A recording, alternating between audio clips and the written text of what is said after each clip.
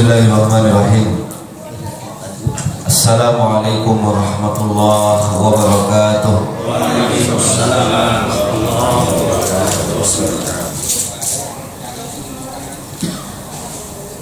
Alhamdulillahi rabbil alamin wa bihi nasta'inu ala umuri dunya waddin. Wassalatu wassalamu ala asyrafil anbiya'i wal mursalin wa khatamin nabiyyin wa imamil muttaqin sayyidina Muhammadin wa ala alihi wa sahbihi ajma'in. Naqul Allahumma inna nas'aluka ilman nafi'an wa rizqan tayyiban wa amalan mutaqabbalan. Allahumma ati nufusana taqwaha wa zakkiha anta khairu man zakkaha anta waliyuha wa maulaha, amma ba'd. Hadirin para jamaah yang dimuliakan Allah Subhanahu wa taala. Alhamdulillah pada pagi hari yang sangat berkah ini, di tempat yang juga sangat berkah, mudah-mudahan Allah Subhanahu wa taala melimpahkan keberkahannya yang mengiringi setiap aktivitas kita, sehingga langkah-langkah kita Allah mudahkan menuju kebaikan-kebaikan. Allah lipat gandakan pahalanya dan dijadikannya sebagai penggugur dosa-dosa kita, pemberat amal timbangan kita, dan menjadikan kita semakin dekat dengan surganya Allah Subhanahu wa taala. Amin ya Allah.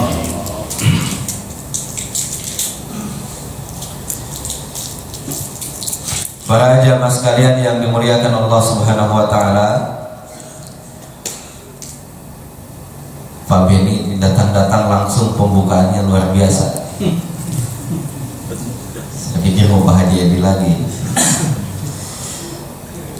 Langsung membicarakan tentang peristiwa-peristiwa yang qadarullah sedang terjadi pada saat ini. Dan ini bukan semata-mata menjawab seruan majelis ulama, ya. Bukan juga menjawab permintaan dari kedutaan besar Palestina, ya, untuk membicarakan soal Palestina di masjid-masjid, ya, di ruang-ruang publik. Tapi ini adalah amanah dari Allah Subhanahu wa taala, wasiat dari Rasulullah sallallahu alaihi wasallam. Bagaimana kita sebagai seorang mukmin merasakan penderitaan yang dialami oleh saudara-saudara kita yang ada di Palestina. Mudah-mudahan juga tidak ada yang beralasan bahwa kita juga lagi susah gitu ya. Jangankan mikirin bangsa lain yang jauh gitu. Rempah tamas aja naik mulu gitu ya. Di Indonesia aja nggak benar-benar gitu. Saya aja masih banyak cicilan gitu ya, dan lain sebagainya. Jadi kondisi-kondisi ini kemudian bagi sebagian orang dijadikan alasan bahwa kita tidak perlu lah memikirkan yang jauh-jauh, sebab yang dekat-dekat saja itu masih nggak beres-beres. Mungkin sebagian dari orang-orang ini lupa bahwa ketika bangsa kita diproklamasikan oleh para pahlawan-pahlawan kita dulu, dan kemudian para diplomat kita berkeliling untuk meminta dukungan, untuk meminta bantuan-bantuan moral dalam bentuk pengakuan, ya, karena syarat berdirinya sebuah negara itu harus ada pengakuan, ya, baru nanti disahkan di PBB sebagai sebuah negara yang merdeka dan berdaulat. Jadi gak bisa ngaku-ngaku kemudian jadi negara gitu. Tapi harus ada negara-negara lain yang mengakui bahwa negara itu adalah negara yang merdeka dan berdaulat. Maka orang yang paling vokal menyuarakan ini adalah orang-orang Palestina, yang tahun 45 kondisi mereka juga sedang tidak baik-baik saja. Jadi kalau mau main hitung-hitungan, jangankan mikirin orang lain, mikirin diri sendiri aja lagi susah. Dulu bangsa Palestina emang lagi dalam kondisi apa? Tahun 45 mereka dalam kondisi yang juga lagi sangat kesulitan, karena tahun 45 itu adalah puncak eksodusnya, puncak kembalinya orang-orang Yahudi dari berbagai macam tempat, ya, setelah dibuka kerannya oleh pemerintah Inggris dan kemudian membentuk koloni-koloni penjajah di Palestina. Dari 42 sampai 45 itu puncak-puncaknya, ya. Kan itu dimulai dari tahun 17, ya, puncaknya antara tahun 42 sampai 45. Mereka lagi puyeng-puyengnya juga, ya. Dukungan itu mereka keluarkan pada saat mereka juga sedang tertimpa sebuah kesulitan yang mereka sendiri belum bisa untuk menguraikannya. Lalu seruan ini disambut oleh Mesir yang pertama kali secara resmi, secara formal, negara yang mengakui kemerdekaan kita. Dan mereka juga sedang tidak baik-baik saja. Tahun 45 itu lagi demo besar-besaran di Kairo itu, ya. Jadi mereka juga sedang tidak baik-baik saja. Toh mereka masih menyisakan ruang, mereka masih menyisakan sedikit perasaan mereka, gitu, untuk membantu, untuk memperhatikan urusan-urusan kaum muslimin di tempat-tempat yang lain. Nah, bagaimana bentuknya? Bentuknya ya minimal seperti yang tadi kita laksanakan, ya. Dengan melakukan qunut nazilah, ya, dengan mengucapkan doa-doa terbaik kita agar mereka dimudahkan urusannya oleh Allah Subhanahu wa Ta'ala, yang kemudian dianjurkan dibaca. Bahkan sudah ada rilis resmi, ya, kalau saya tidak salah, ya, dari MUI Kabupaten, ya, sudah ada resmi instruksi atau semacam rekomendasi untuk melakukan qunut nazil. Jadi hari ini judul kita adalah tentang qunut nazil, ya. Sebab di sebagian tempat masih dianggap sebagai sesuatu yang asing. Kadang ditanya, ini agama apa sih? Ada qunut di waktu-waktu yang bukan harusnya qunut, gitu. Baik, qunut nazilah. Apa itu qunut nazilah atau qunut nawazil? Ya. Qunut itu secara bahasa artinya banyak, Pak. Ada 16 artinya qunut. Ya, jadi qunut itu bukan doa yang dipanjatkan pada sholat subuh. Itu hanya makna istilahi dari qunut. Qunut itu pada dasarnya bermakna berdiri lama. Satu, ya, berdiri lama. Yang kedua, qunut itu artinya ibadah. Yang ketiga, qunut itu artinya diam. Yang keempat, qunut itu artinya berdoa. Ada banyak, ada 16, tapi yang paling mendekati qunut itu artinya berdiri, diam, berdoa, ya. Khusyuk itu juga qunut, ya. Ini qunut. Dulu ada seorang sahabat yang disebutkan langsung di dalam Al-Quran, amman huwa qanitun ana al-laili. Emang sama orang biasa dengan seseorang yang qanitun, yang qunut sepanjang malam. Itu kan bukan artinya qunut sepanjang malam, ya. Qunut itu artinya dia berdiri sepanjang malam untuk beribadah kepada Allah dengan mengkhatamkan Al-Quran. Siapa kira-kira? Apa harus ada hadiahnya? Biar bapak-bapak mau jawab. Ada seorang sahabat yang disebutkan oleh Allah Subhanahu wa Ta'ala di dalam Al-Quran sebagai qanit, orang yang suka qunut sepanjang malam. Oh, berarti bukan qunut subuh, qunut sepanjang malam. Nah, maksudnya qunut sepanjang malam adalah dia mendirikan sholat malam begitu lama hingga waktu fajar datang dengan membaca ayat-ayat Al-Quran yang terkadang sampai khatam beliau baca. Untung saya belum bilang ada hadiahnya. Itu Sayyidina Utsman bin Affan, ya, Sayyidina Utsman bin Affan, yang kalau dalam buku sejarah kadang-kadang dicederai namanya sebagai khalifah yang ambisius, khalifah yang nepotisme, ya, yang mengedepankan saudara-saudaranya untuk menjadi para pejabat, ya, ya, dibandingkan sahabat-sahabat yang lain. Biar dia tanggung sendiri dosanya. Ya, Utsman bin Affan itu adalah salah seorang sahabat yang dijamin masuk surga. Ya, orang-orang yang mengatakan hal-hal yang tidak benar tentang beliau, biar mereka yang bertanggung jawab sendiri nanti di hadapan Allah Subhanahu wa taala. Ini kunut. Jadi berdiri untuk berdoa dengan khusyuk itu namanya kunut. Ya. Makanya jangan heran kemudian kalau ada perbedaan pendapat tentang kunut subuh, itu kan ada dalilnya. Ada, cuma orang-orang satu berbeda tentang derajat hadisnya, dua mereka berbeda derajat tentang maknanya. Anna Rasulullah sallallahu alaihi wasallam qanata indal fajri hatta faraqad dunya, bahwa Nabi sallallahu alaihi wasallam kunut pada salat subuh sampai beliau meninggal dunia. Dalilnya ada, tapi kenapa orang beda-beda? Satu, karena orang berbeda dalam menilai apakah hadis ini sahih atau tidak. Yang menilai tidak sahih jelas tidak ada kunut subuh, gitu ya. Yang menilai sahih nanti yang dibagi dua. Satu, yang dimaksud kunut itu adalah kunut seperti yang kita kenal, Allahumma hdina fiman hadait. Dua, kunut itu artinya berdiri lama untuk melaksanakan sholat. Karena arti kunut itu tadi berdiri lama untuk beribadah. Karena seperti yang kita ketahui, Nabi itu kalau sudah sholat subuh bacaannya panjang-panjang.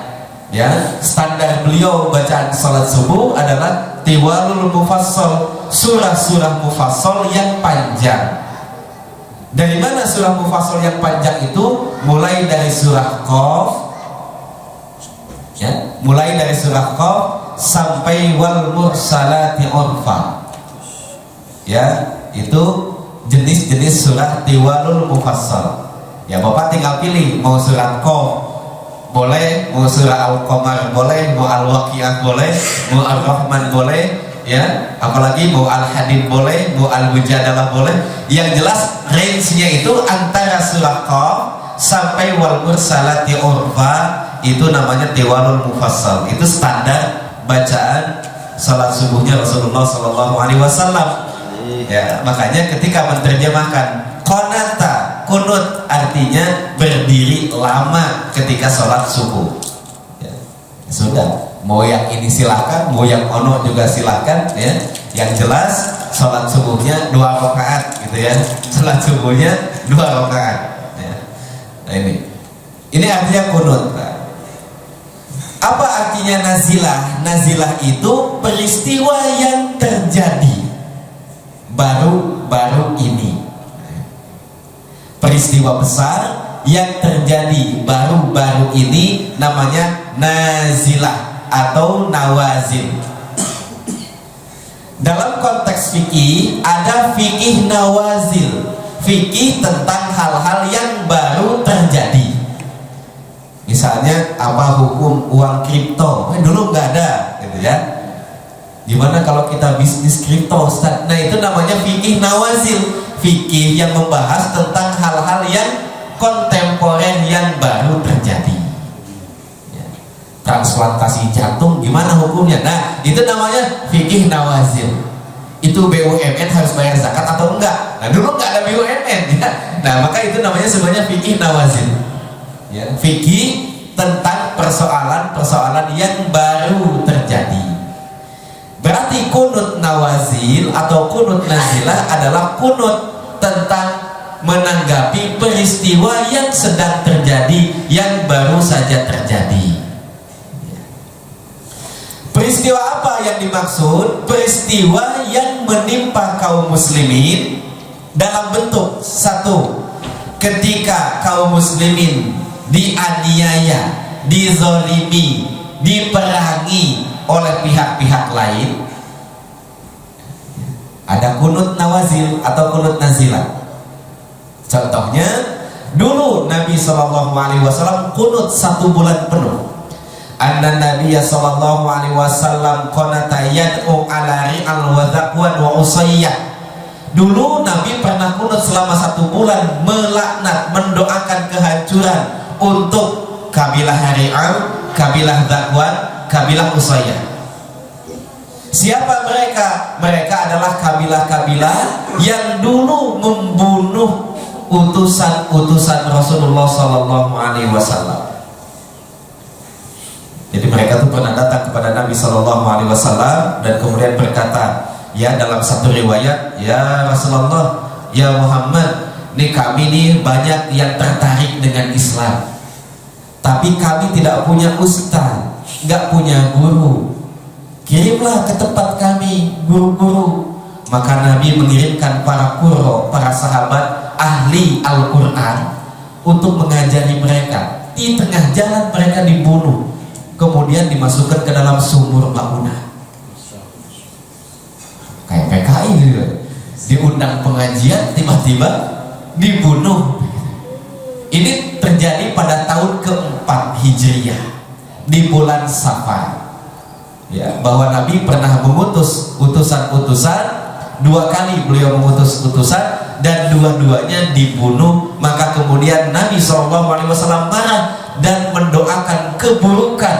Nabi mengangkat tangannya di setiap waktu sholat, maghrib, isya, subuh, zuhur, asar, firraqah al-akhirah, di rakaat yang terakhir ba'da raf'i minar ruku', setelah beliau bangkit dari ruku'. Jadi maghrib beliau kunut, isya beliau kunut, subuh beliau kunut, zuhur, asar beliau juga kunut. Waktunya setelah ruku' di rakaat yang terakhir. Apa isinya? Yad'u ala, mendoakan keburukan. Yad'u itu berdoa, Pak. Cuma ada pasangannya. Ya, hati-hati. Ya, bahasa Arab itu ada pasangan-pasangannya. Sama tuh dengan bahasa Inggris. Look, apa artinya look? Ya tergantung pasangannya. Kalau look for artinya ini, look in artinya itu, look at artinya ono, beda lagi. Tergantung pasangannya, Pak. Kan begitu. Lo kan begitu ya, bahasa Inggris begitu. Bahasa Arab juga sama, bahkan lebih kaya lagi. Ada kata, ada pasangannya. Rogiba misalnya, rogiba apa artinya? Tergantung pasangannya siapa. Kalau rogiba pasangannya dengan fi, artinya suka. Rogibtu fi, ana argobu fi, saya suka dengan sesuatu yang ada pada dirimu. Itu rogiba fi. Kalau pasangannya dengan an, artinya benci. Kan beda jauh. Faman rogiba an sunnati, barang siapa yang membenci sunnahku, falaisa minni, maka dia tidak termasuk golonganku. Rogiba juga artinya. Ya tergantung pasangannya. Da'a yad'u, berdoa, tapi bisa juga artinya mengutuk. Ya, tergantung pasangannya. Kalau pasangannya dengan li, itu artinya mendoakan kebaikan. Kalau pasangannya dengan ala, itu artinya mendoakan keburukan, artinya mengutuk. Kayak gitu ya. Yad'u ala.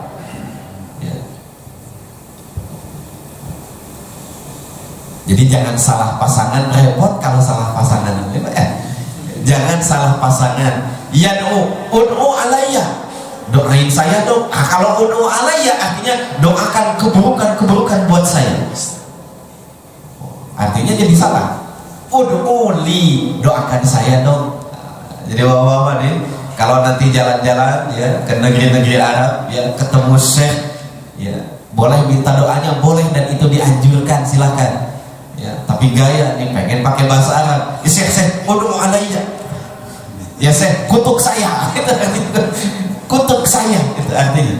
Yad'u ala ri'an wa daqwan wa usayyah. Nabi mendoakan keburukan, mengutuk kabilah-kabilah ri'an, daqwan, dan usayyah. Ini sebab kunut nazilah yang pertama. Jadi kalau ada orang yang menzalimi suatu kaum, suatu kelompok, ya, kemudian kita ingin mendoakan agar mereka ditimpa azab oleh Allah, dilaknat, dikutuk oleh Allah, itu namanya kunut nazilah. Orang-orang Yahudi menzalimi orang-orang Palestina dengan alasan-alasan yang gak jelas juga alasannya apa ya.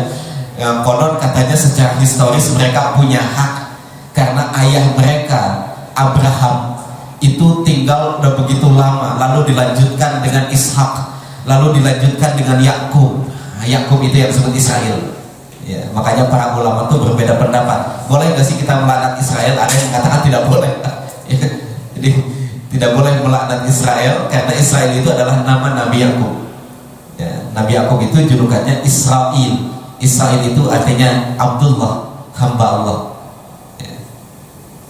Tapi sebagian ulama mengatakan memang namanya sama, tapi menunjukkan dua entitas yang berbeda. Israel yang kita maksud ketika kita melaknatnya, terkutuklah Israel misalnya, maksudnya adalah bangsa yang sekarang eksis, bangsa yang sekarang ada, bukan Israelnya Nabi Yakub.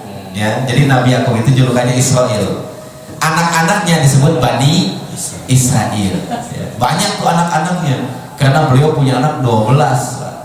Ya, punya anak 12. Dari mana 12? Karena Nabi Yusuf, anaknya Nabi Yakub, pernah berkata, saya melihat 11 saudara saya bersujud. Berarti kalau yang 11 sujud ditambah Nabi Yusuf jumlahnya ada 12. Begitu. Nah, jumlah mereka ada 12, itu semuanya disebut sebagai Bani Israel, anak-anaknya Israel. Di antara yang 12 itu yang paling banyak keturunannya dan menonjol itu dari Yehuda, salah satu anaknya Nabi Yakub alaihissalatu wassalam. Ya. Dan anaknya itu ada Lawi, ya, Levi kalau sekarang. Itu nanti menurunkan Nabi Musa, Nabi Harun. Kemudian ada yang terkenal ya Nabi Yusuf alaihissalatu wassalam. Ya. Kemudian dari Bunyamin nanti menurunkan Nabi Yunus, dan masih banyak gitu, keturunan Nabi Ibrahim. Ya. Jadi ada yang mengatakan, oh tidak boleh melaknat Israel karena Israel adalah nama lain dari Nabi Yakub. Ya. Ada lagi yang mengatakan boleh-boleh saja karena Israel yang dimaksud entitasnya lain dengan yang dimaksud dengan yang pertama. Israel yang dimaksud adalah negara bangsa yang sekarang sedang eksis, yang sekarang sedang ada. Sama lah dengan kita mengatakan misalnya ada nama orang yang sama, kemudian kita sedang mencela salah satunya, bukan berarti kita mencela yang satunya lagi.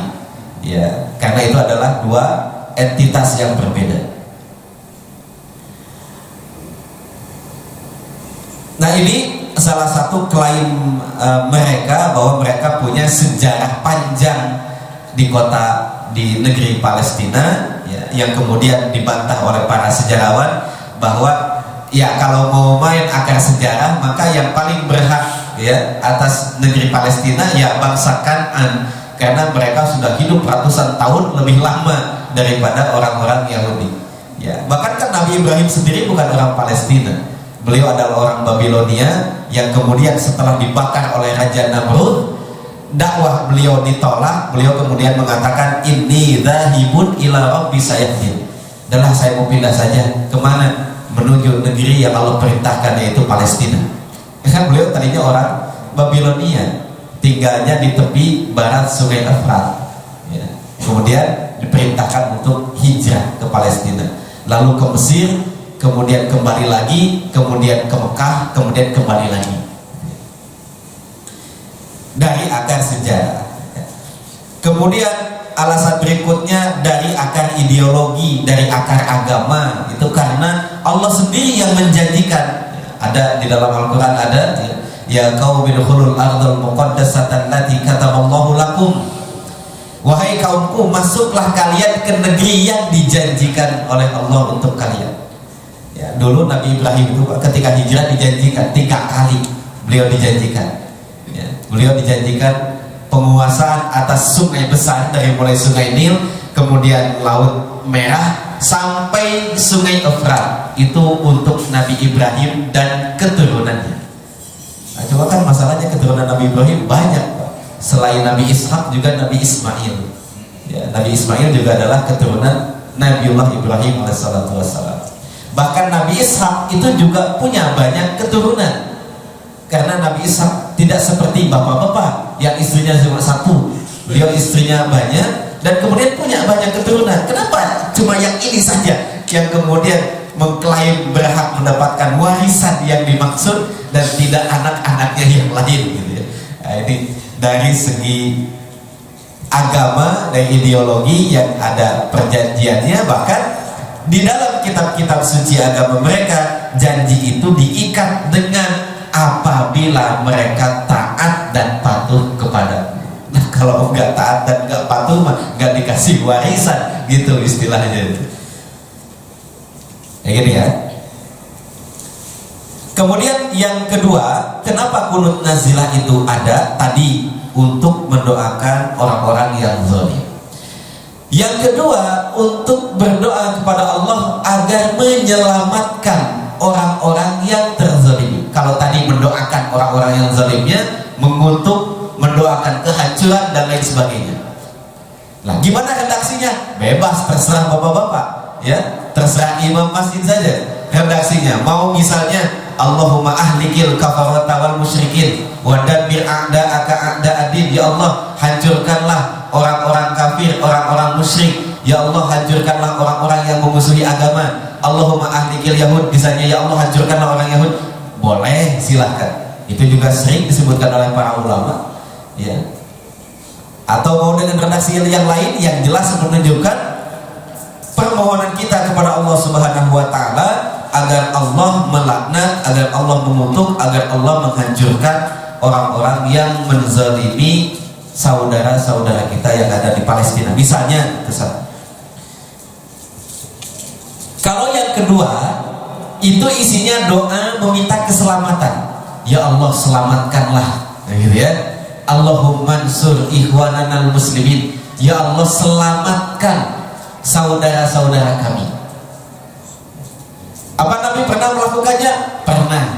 Nabi pernah melakukannya pada tahun 7 dan 8 Hijriah pasca perjanjian Hudaybiyah. Jadi pasca perjanjian Hudaybiyah itu kan salah satu isinya adalah semua orang yang masuk Islam tapi tidak diizinkan oleh walinya harus dikembalikan. Meskipun resikonya mereka akan disiksa, resikonya mereka akan dianiaya, akan dipenjara. Salah satu isi perjanjian Hudaybiyah itu gitu. Semua orang yang murtad dari Islam balik lagi ke agama lamanya tidak perlu izin dari walinya. Dia boleh murtad dan boleh bergabung dengan orang-orang kafir. Tapi yang masuk Islam tanpa izin walinya tidak boleh bergabung dengan kaum muslimin, harus diserahkan kembali kepada keluarganya. Adil kan begitu? Itu yang bikin Umar bin Khattab bencak-bencak dan marah-marah gitu. Enak aja begitu, ya. Jika Nabi tahun 6 itu beliau ingin melakukan umrah, ya, namanya umrah Hudaybiyah. Tapi kemudian tidak diperbolehkan masuk.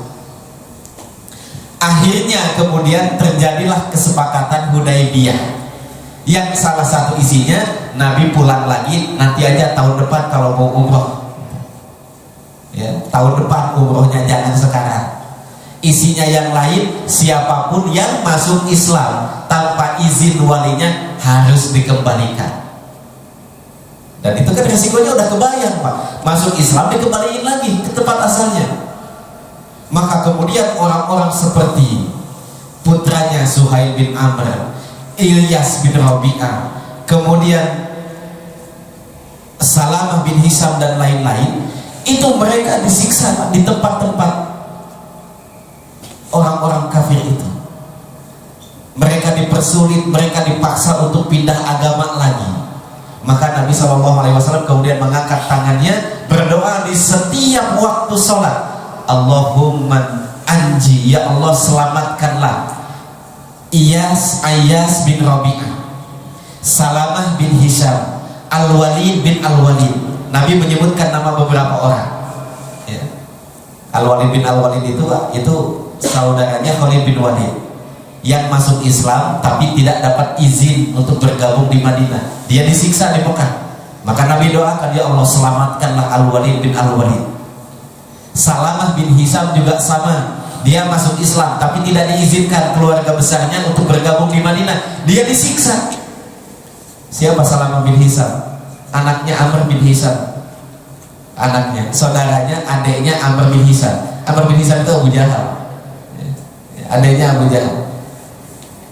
Ayyas bin Rabi'ah, siapa Ayyas bin Rabi'ah? Saudara tirinya Abu Jahal.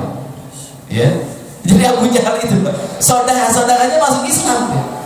Dari mulai saudara kandungnya, saudara tirinya, paman-pamannya itu mereka masuk Islam. Nah, yang masuk Islam ini kemudian tidak diizinkan untuk bergabung di Madinah. Akhirnya mereka disiksa, dipaksa untuk keluar dari agama mereka yang baru, yaitu agama Islam. Maka Nabi mengangkat tangannya, Allahumma anji Ayyas bin Rabi'ah, Allahumma anji Al-Walid bin Al-Walid, Allahumma anji Salamah bin Hisham, ya. Allahumma anji al-mustad'afina minal mu'minin. Itu doa Nabi sallallahu alaihi wasallam di sepanjang waktu sholat. Ya Allah selamatkanlah si fulan, ya Allah selamatkanlah si fulan. Jadi ini yang kedua nih, alasan kenapa ada kunut nazilah, bukan hanya untuk mengutuk kezaliman suatu kaum, tapi yang kedua boleh untuk meminta keselamatan suatu kaum. Boleh disebutkan namanya dalam sholat? Boleh, silahkan. Misalnya ya, ada orang Indonesia Muslim tiba-tiba ditawan oleh perompak misalnya, ya, bajak laut, atau disandra oleh suatu kelompok, diancam untuk dibunuh. Boleh nggak kita doakan di masjid-masjid? Boleh. Boleh disebutkan namanya? Boleh. Sebutkan saja namanya. Si fulan bin fulan, ya Allah selamatkanlah si fulan bin fulan, ya Allah selamatkanlah si fulan bin fulan. Nah, itu namanya kunut nazilah.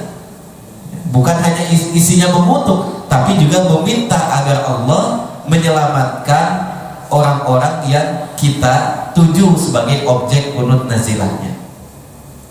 Kemudian yang ketiga, kunut nazilah itu juga ada dan disyariatkan ketika terjadi bencana.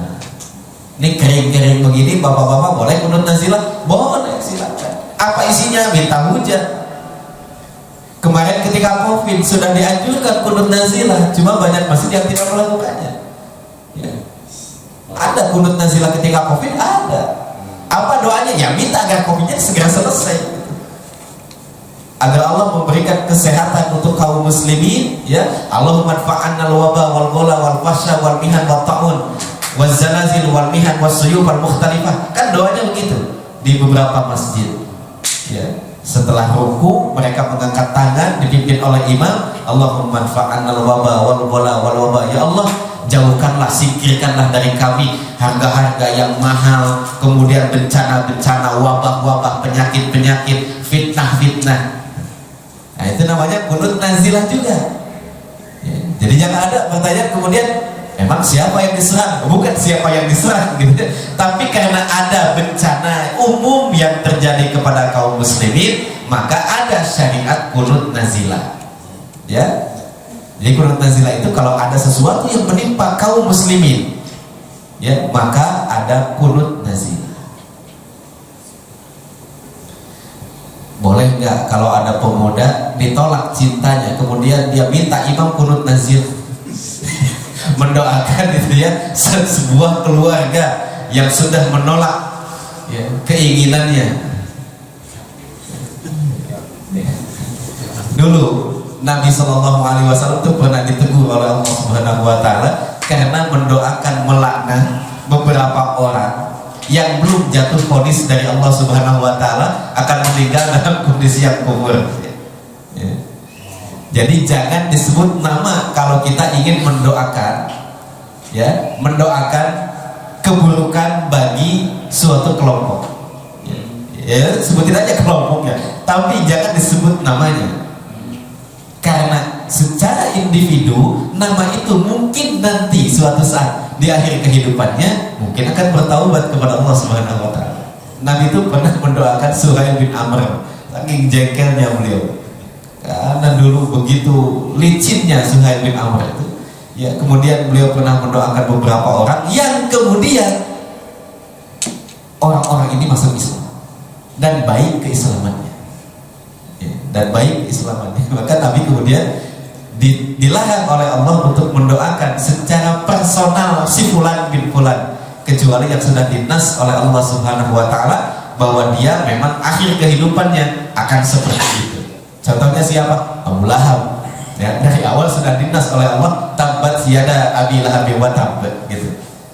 Itu pun setelah meninggal dunia dilarang oleh Nabi, udah jangan banyak diceritain di depan anak-anaknya. Saking sayangnya Nabi SAW. Kan Abu Lahab itu punya anak perempuan yang masuk Islam. Jadi setiap kali orang baca tabbat yada abi lahab nangis. Ya siapa yang nggak nangis Pak? Gimana pun itu bapaknya. Maka Nabi SAW kemudian memberikan arahan kepada para sahabat, kalau di depan keluarganya udah jangan disebut-sebut. Ya. Abu Lahab. Baik. Lalu bagaimana cara melakukannya? Cara melakukan kunut nazilah hukumnya. Hukumnya adalah sunnah, ya, tidak wajib, tapi hukumnya adalah sunnah. Bagaimana cara melakukannya? Cara melakukannya adalah dengan berdoa, mengangkat tangan dipimpin oleh imam di setiap rakaat terakhir, ya, setiap rakaat terakhir. Tapi gimana kalau nggak mau semua waktu sholat? Nggak apa-apa, bisa pilih 2 waktu sholat, maghrib dan subuh. Ya, kalau nggak mau tiap waktu sholat, itu misalnya nggak enak Ustaz. Kalau yang zuhur mah sholatnya kagak ada bunyinya gitu ya. Jadi kalau mau kunut nazilah yang kemudian ada suaranya jahat, tiba-tiba jadi nggak enak ya gitu. Bisa dilakukan di waktu subuh dan waktu maghrib minimal ya. Tapi yang paling baik, yang paling afdol adalah dilakukan di sepanjang waktu.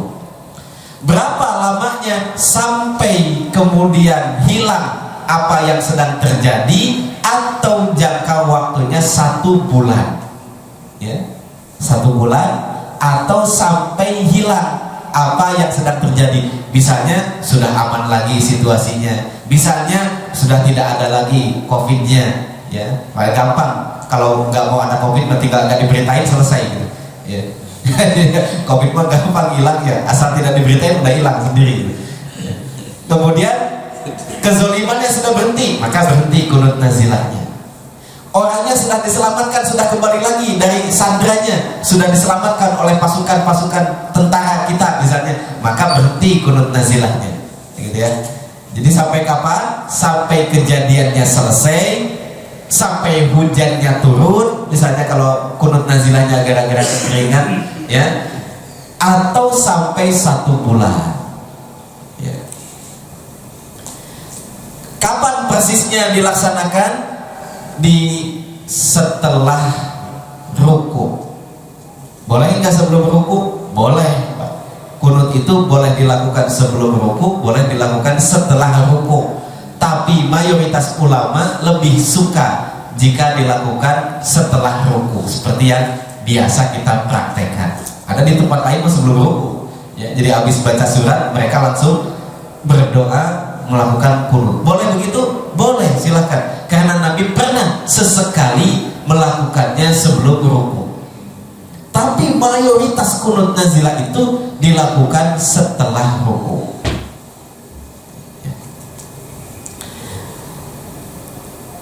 Para jamaah sekalian yang dimuliakan Allah Subhanahu wa taala, lalu bagaimana apakah kunut nazilah itu dilakukan setelah ada perintah dari imam? Maksudnya dari imam itu dari pemerintah, ya. Mayoritas ulama mengatakan tidak perlu menunggu instruksi dari pemerintah, ya. Kalau bapak-bapak DKM ini bersepakat, misalnya ya, ada kejadian seperti ini, tapi MUI-nya belum mengeluarkan edaran, boleh nggak masjid melakukan kunut nazilah? Boleh, silakan saja. Ya, boleh, silakan. Karena kunut nazilah itu tidak perlu menunggu izin dari pemerintah. Bisa dilakukan, diputuskan oleh misalnya DKM, pengurus DKM, insya Allah lah mulai hari ini, mulai besok dan lain sebagainya di masjid kita ada kunut nazilah, silakan ya. Apalagi kalau sudah ada edaran, ada instruksi dari pemerintah. Para jamaah sekalian yang dimuliakan Allah Subhanahu wa taala, ini sebagian hal ya tentang kunut nazilah. Doanya tadi sudah saya spill ya, spoilernya. Kalau untuk mengutuk bisa dengan kata-kata Allahumma ahlikil kafarota wal yahud wal musyrikin misalnya ya. Kalau ingin mendoakan keselamatan, Allahumma ansur al muslimin gitu ya. Bisa disebutkan tempatnya langsung, silahkan. Tidak juga tidak apa-apa, Allah tahu doa kita ditujukan kemana ya. Tapi kalau disebutkan secara spesifik itu lebih bagus lagi. Allahumma ansur ikhwanana al-muslimin fi Palestin wa fi kulli makan ya. Ya Allah, selamatkanlah saudara-saudara kami di Palestina dan saudara-saudara kami di tempat-tempat yang lain ya gitu. Apakah harus panjang? Tidak harus panjang, bahkan tidak dianjurkan panjang-panjang, bahkan tidak dianjurkan panjang-panjang. Langsung aja to the point ya. Langsung aja to the point ya. Kalau ingin mendoakan keselamatan ya sudah, tinggal bilang aja Allah mansur ikhwanana muslimin bla bla bla dan seterusnya ya. Tidak dianjurkan berlama-lama di dalam kunut nazilah dan kunut-kunut yang lain. Kenapa? Memberatkan makmum lama. Saya pernah ikut kunutnya, saya Jibril nangis. Bukan apa-apa, pegel, lama ngangkat tangannya ya. Coba mau ngangkat tangan seperti ini, ini kayak sepele ngangkat tangan begini. Tapi kalau lewat dari 10 menit itu terasa banget. Apalagi yang jarang olahraga, ngangkat begini itu ternyata capek gitu. Nah, itu yang membuat kita nangis kalau beliau sudah kunut saking lamanya. Khusyuk karena dalam kunutnya, kapan ini selesainya di kunut? Tapi sekarang Masya Allah beliau tidak boleh lagi masuk ya ke beberapa negara karena gitu. Setiap kali kunut doain yang enggak buat pemerintah gitu ya. Kalau pemerintahnya bapak itu nggak akan diundang lagi. Ya dulu di Mesir itu sering beliau masuk ya pada tanggal 27 Ramadan. 27 Ramadan itu biasanya jadwal beliau di Mesir. Dan kalau sudah tarawih ya witir kan ada kunutnya. Kunutnya lama. Sekiranya itu memberatkan makmum ya jangan lama-lama. Yang singkat saja, yang penting kita mendoakan agar kaum muslimin diberikan kemenangan, keselamatan, agar Allah menghancurkan musuh-musuh Islam, itu sudah cukup ya.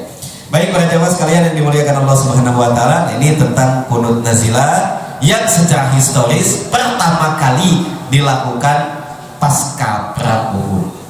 Dilanjutkan tahun keempat tadi tragedi Sumur Mauna, kemudian dilanjutkan pada tahun ke-6 itu tentang perjanjian Hudaybiyah, dan kemudian dilestarikan, dirawat oleh para sahabat. Abu Hurairah pernah kunut nazilah, Abdullah bin Umar pernah kunut nazilah, Umar bin Khattab pernah kunut nazilah, mendoakan kehancuran orang-orang Nasrani yang pada saat itu berperang melawan kaum muslimin, dan para ulama-ulama yang lain juga pernah kunut nazilah ya. Demikian saya kembalikan kepada Pak Beri. Silakan bapak-bapak jamaah sekiranya ada yang mau didiskusikan bersama-sama. Kok pinjam? Silakan Pak James.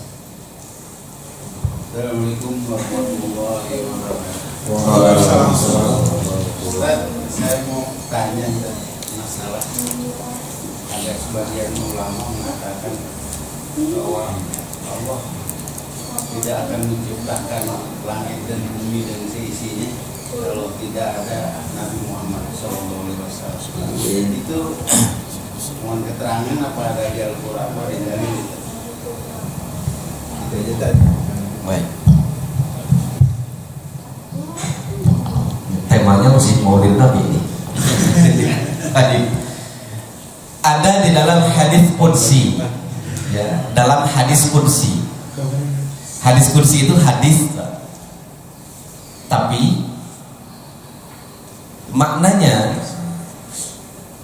itu langsung dari Allah Subhanahu wa taala, berbeda dengan Al-Qur'an yang redaksinya juga langsung dari Allah dan menjadi sakral ya, tidak boleh diganti dan lain sebagainya. Kalau hadis qudsi itu redaksinya masih bisa digeser-geser asal maknanya sama gitu. Kalau Al-Qur'an kan tidak boleh. Hadis qudsi itu adalah firman Allah yang diriwayatkan oleh Rasulullah ya.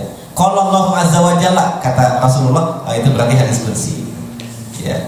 Nah, Allah pernah berfirman dalam hadis kursi, laulaka ma khalaqtul aflaka. Laulaka ma khalaqtul aflaka. Kalau tidak ada engkau, ma khalaqtu, aku tidak akan menciptakan al-aflak. Aflak itu semesta. Cuma hadis ini ditegarai bukan sebuah hadis yang sahih, hadis yang valid, ya. Gitu ya. Jadi kalau ditanya ada hadisnya, ada hadis qudsi. Firman Allah yang diriwayatkan oleh Rasulullah SAW. Ya. Hadis qudsi. Lafadznya laulaka ma khalaqtul aflaka. Kalau seandainya tidak ada engkau, aku tidak akan menciptakan dunia dan seluruh isinya. Ya, untuk menunjukkan keistimewaan, keutamaan, kemuliaan Rasulullah SAW.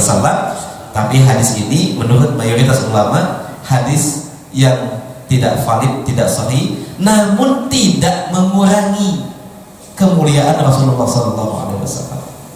Ya, ada atau tidak ada hadis ini, Rasulullah adalah sumber, ya, puncak dari kemuliaan seluruh makhluk itu adalah Rasulullah SAW. Tidak ada yang lain. Ya. Beliau adalah imamnya para nabi, imamnya para mujahidin, imamnya para orang yang bertakwa, orang yang pertama kali mengetuk pintu surga, orang yang pertama kali bisa memberikan syafaat, orang yang pertama kali dibangkitkan dari kuburnya. Semua keutamaan itu kembali kepada Rasulullah SAW. Gitu ya. Ada hadisnya, ada. Ustaz. Iya. Jadi kalau qunut nazilah itu kan sebenarnya bagiannya intinya adalah doa, Ustaz, ya. Bisa doa kebaikan maupun doa untuk tadi ya, kalau kita istilahnya kan melarang. Di satu sisi kita kan di beberapa yang saya tangkap bahwasanya kita sebaiknya doa itu mendoakan yang baik-baik. Nah itu kan kalau tadi kayak kita sekarang ketika ada orang yang berbuat dengan saudara kita doakan yang buruk nih. Nah ini gimana nih? Padahal di satu sisi kita kan ya kita harusnya doain yang baik-baik saja. Jadi harapannya misalkan mereka semoga mereka sadar tobat, tapi di satu sisi kita doa juga istilahnya malah aja, itu gimana, Ustaz? Ya, baik. Pada dasarnya doa itu akan dikabulkan selama kita tidak mendoakan yang jelek-jelek. Pada dasarnya semua doa itu asal tidak mengandung pemutusan silaturahim, ya, yang isinya bukan keburukan itu akan dikabulkan oleh Allah Subhanahu wa Ta'ala. Termasuk untuk orang-orang non muslim itu nggak boleh kita mendoakan yang jelek-jelek, itu nggak boleh, betul. Kecuali ketika mereka menindas, menzolimi, menjajah, menguasai, menyiksa, mengintimidasi dan lain sebagainya. Ya, jadi secara mendasar, secara asal tidak boleh mendoakan yang jelek-jelek, itu nggak boleh. Jangankan kepada saudara sesama muslim, non muslim aja tidak boleh kita doakan keburukan. Nggak boleh. Nah, secara asal ya, kecuali mereka yang memerangi kaum muslimin, ya, yang menzalimi kaum muslimin, itu boleh didoakan keburukan. Ya, siapa yang membolehkannya? Rasulullah SAW. Bahkan beliau yang mempraktekannya, memberikan contoh kepada kita, diikuti oleh para sahabat. Ya, yang tadi, ya, Rasulullah pernah Allahumma al'in ar-ri'al wa dzakwan wa usaya, ya Allah laknatlah kabilah ri'al, kabilah dzakwan. Nah, Rasulullah mendoakan keburukan. Ya, maka para ulama kemudian menyimpulkan tidak boleh, pada asalnya tidak boleh kita mendoakan yang jelek-jelek, hatta kepada orang-orang yang berbeda keyakinannya nggak boleh. Ya, tiba-tiba ada seseorang ya, mentang-mentang agamanya beda lalu kita doakan keburukan, nggak boleh, tidak boleh. Ya.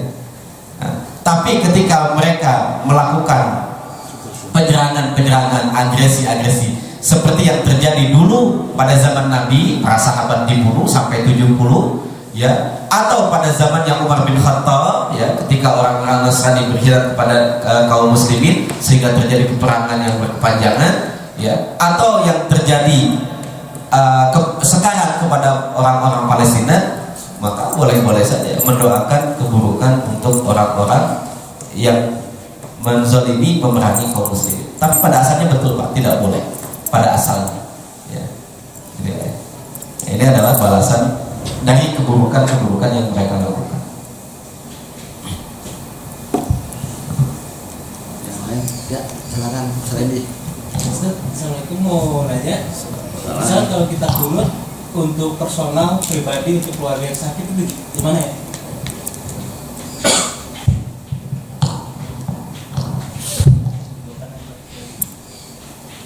Ya. Mayoritas para ulama ini momennya ketika kunut, ya. Mayoritas ulama mengatakan kunut nazilah itu dilakukan ketika ada momen yang terjadi menimpa terhadap kaum muslimin yang sifatnya umum. Makanya tadi orang yang ditolak cintanya nggak boleh kunut nazilah gitu. Ya. Nah, untuk yang momen-momen yang sifatnya pribadi, syariat kita sudah menyediakan kanalnya, sudah menyediakan tempatnya di mana kita bisa mengadu, berdoa kepada Allah, ya, ketika sholat. Jadi nanti ada dua tempat yang sangat dianjurkan. Pertama ketika sujud, kedua sebelum salam. Pertama ketika sujud, ya, setelah subhana rabbiyal azim wa bihamdi 3 kali, lalu kita tambahkan mendoakan keluarga kita yang sedang sakit misalnya, ya. Allahumma anta syafi la shifa illa shifauka, Allahumma isfi, sebutkan namanya boleh? Boleh, silakan. Allahumma isfi, siapa gitu, kesimpulan, ya, itu boleh dilakukan ketika sujud. Kemudian yang kedua sebelum salam, setelah kita memohon perlindungan dari 4 hal, ya, wa min syarri fitnatil masihid dajjal. Sebelum salam kita tambah lagi doa, Allahumma shfi, ya Allah sembuhkanlah, ya, Allahumma shfi bulan bin bulan gitu, ya. Ya, antas syafi la shifa illa shifauka, dan seterusnya. Atau Allahumma adhibil ba'sa rabban nas, ya Allah Tuhannya manusia, hilangkanlah penyakit dari, sebutkan si fulan bin fulan misalnya, atau dari ibu saya, dari bapak saya, dari teman saya, dari saudara saya, dan seterusnya. Itu bisa dilakukan satu ketika sujud, yang kedua sebelum salam, ya, karena kunut itu sudah ada tempatnya untuk membicarakan hajat kaum muslimin, ya, hajat umum kaum muslimin. Nah ini, ya. Nah, kalau untuk persoalan-persoalan pribadi, silahkan, sudah disediakan waktu-waktunya dan tempat-tempatnya. Itu minimal 3, ya, ada 3 tempat yang bisa kita gunakan untuk berdoa, dan 2 adalah tempat yang istimewa. 3 itu satu lagi ketika duduk di antara 2 sujud, ya. Boleh pun ditambah doanya, boleh, silahkan. Apa doanya duduk di antara 2 sujud? Wabighfirli wahamni wafani wajburni wahdini waafini wa'fu anni Allahumma shfi, misalnya. Allahumma arham, ya Allah sayangilah ayahku, ya Allah sayangi ibu. Boleh, boleh, silahkan ditambah, ya. Jadi ketika sujud, duduk di antara 2 sujud, dan sebelum salam itu adalah makom-makom untuk berdoa, silahkan dipakai. Dan yang paling utama 2, sujud dan sebelum salam, yang paling utama. Jadi demikian. Jadi untuk kunut, kalau kunut nanti untuk urusan-urusan publik, urusan-urusan umum kaum muslimin. Nah, doanya sendiri itu kalau misalnya di sholat sunnah bahasa Arab atau boleh bahasa Indonesia? Iya, Imam An-Nawawi pernah menjelaskan hal ini, yang pada kesimpulannya doanya minimal berbahasa Arab. Doa itu kan ada yang dari Quran, ada yang dari hadis, ya, ada yang dibikin sendiri. Boleh nggak yang dibikin sendiri? Boleh, tapi syaratnya harus pakai bahasa Arab. Ya. Karena menurut sebagian ulama batal sholatnya apabila kita mengucapkan kata-kata selain kata-kata yang berbahasa Arab. Ya. ada yang memperbolehkan? Banyak. Di Saudi itu boleh. Ya, mufti-mufti Saudi memperbolehkan. Oh, mau doa pakai bahasa Afrika silakan. Pakai bahasa Sunda juga silakan. Ya, mau pakai bahasa Betawi juga silakan. Batal sholatnya enggak. Ya, itu fatwa Lajnah Daimah, komite tetap di Saudi Arabia, tidak membatalkan. Tapi saya masih memegang pendapat mazhab Syafi'i ya, yang mengatakan tidak diperbolehkan berdoa selain dengan bahasa Arab. Terus gimana? Yuk belajar sedikit kalimatnya. Ya, sebetulnya Pak, semua permintaan kita itu sudah ada padanannya di dalam doa-doa Rasulullah SAW. Emang harus doa bayar cicilan? Ada. Allahumma kfina bihalalik an haramika, itu doa untuk membayar cicilan. Doa kita ada. Nanti aja saya jawab. Saya jawab. Takutnya bapak-bapak Ustaz aja berarti gak dikabul-kabulin dong. Nanti begitu. Semua permintaan kita itu sebetulnya sudah ada padanannya di dalam doa-doa. Ya, bahkan doa-doa yang secara umum itu direkomendasikan itu mencakup semua keinginan-keinginan yang detailnya kita yang tahu gitu. Misalnya kita sedang mengalami kesulitan yang luar biasa, kita punya persoalan A, B, C, D, itu doanya umum saja. Doa Nabi Yunus itu, kata Rasulullah SAW, tidak ada satupun orang yang berdoa dengan doa ini, la ilaha illa anta subhanaka inni kuntu minadh dhalimin, kecuali semua kesulitannya akan Allah hilangkan. Semuanya. Bahkan kesulitan yang tidak dia sadari akan Allah hilangkan. Kadang-kadang kita itu nggak nyadar ya kalau ini tuh kesulitan gitu. Kita biasanya mikir kesulitan yang tampak di depan mata kita, sementara ada kesulitan-kesulitan lain yang tidak terdeteksi oleh kita. Anak-anak kita mulai A, B, C, itu kesulitan, tapi tidak terdeteksi gitu ya. Sudah mulai kita kehilangan keberkahan waktu, di mana waktu itu kayak gak cukup aja untuk melakukan banyak kegiatan. Itu harus diwaspadai, dan kita gak sadar kalau itu adalah warning lampu kuning gitu. Nah, kenapa waktu gak cukup? Ya, padahal waktu itu gak ada waktu yang tidak cukup. Nah, maka kemudian ada yang salah, berarti waktu kita tidak berkah gitu. Ya, waktunya berarti tidak berkah. Nah, orang yang rutin membaca doa yang tadi itu akan Allah selesaikan kesulitan-kesulitan yang dia sadari dan kesulitan-kesulitan yang tidak dia sadari, yang tidak dia deteksi. Kalau 3 syaratnya terpenuhi. 1, doanya doa mustajab.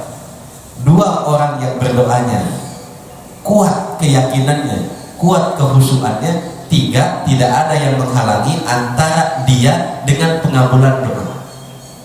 Sama seperti orang bawa senjata, bisa nggak dia membunuh musuhnya? Bisa, kalau syaratnya 3. 1, senjatanya tajam, ya kan? Senjatanya senjata mematikan. 2, tangan yang mengayunkannya, bukan yang letoy. Percuma senjatanya bagus, tangannya letoy. 3, antara senjata dengan musuh tidak ada baju besi yang menghalanginya. Gitu. Kan kalau ada yang baju besi yang menghalanginya, dampaknya jadi tidak signifikan kan gitu. Doa juga sama. 1, senjatanya yang tajam, doanya yang mustajab. Ya, doanya yang mustajab. 2, tangan yang mengayunkannya harus tangan yang kuat. Hati orang yang berdoanya harus full keyakinannya, khusyuknya kepada Allah. 3, tidak ada yang menghalangi antara dia dengan pengabulan doa, yaitu makanan yang diharapkan Allah Subhanahu wa taala. Kalau 3 ini sukses, ya sudah kita kerjakan semua, tiba-tiba doanya belum dikabulkan, maka berbahagialah kata para ulama, karena Allah telah memilih untuk kita apa yang menurut Allah baik, bukan yang menurut kita baik. Para ulama itu Pak, kalau berdoa dan belum dikabulkan, mereka hamdalahnya 2 kali. Jadi kalau berdoa, doanya dikabulkan, bersyukur, hamdalahnya 1 kali. Kalau berdoa, doanya tidak dikabulkan, hamdalahnya 2 kali. Kenapa? Karena ketika dia minta A, tapi Allah tidak ngasih A, ngasihnya B, berarti Allah memberikan sesuatu atas pilihan Allah, bukan pilihan hamba. Nah, Kira-kira mana yang lebih baik, pilihan kita atau pilihan Allah? Kata para ulama jelas bagusan pilihan Allah. Ya, maka kemudian mereka bersyukurnya 2 kali daripada doa yang dikabulkan oleh Allah SWT. Nah, kalau kita masuk dulu ke situ syukurnya 2 kali, cek dulu yang 3-nya, jangan-jangan yang 3-nya juga belum terpenuhi. Ya, jadi gitu. Baik.